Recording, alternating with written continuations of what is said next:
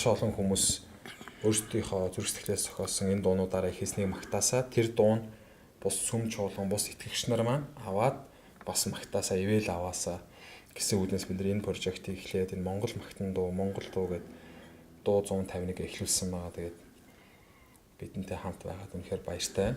Дараагийнхаа дууны дой тодорхой гоё тийм хүчтэй түүх бас байна уу?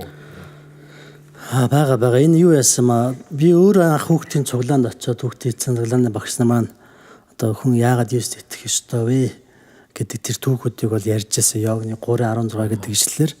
Тэгээд тэн дээр бол одоо мөнх амьтаа болох болно гэдэг нэг ийм үг бол миний маш их анхаарлыг татсан. Бас мөнхийн зовлонгоос аврагдах болно гэдэг энэ үг бол миний маш их анхаарлыг татсан л да.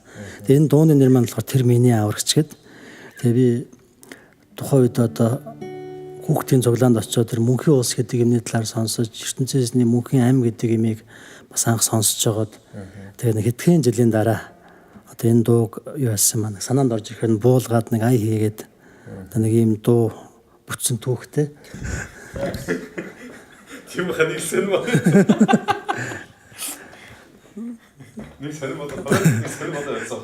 Яг ингээ гэртээ ганцаараа дуулахаар зүг зүгээр дуулцдаг. Тэгээд хоёр хүн хичээгээд байх юм. Өөдөөс хорц гэрэл тусааж хагаад. За.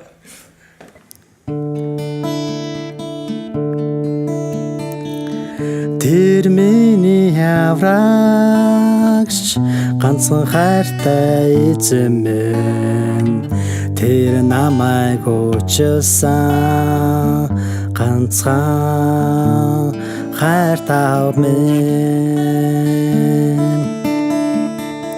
энэ би минь дэлхийх их сэтгэл минь Есүсийг түүний хүч чадлыг аваад тэртэг жаргал руу би далхалнаа.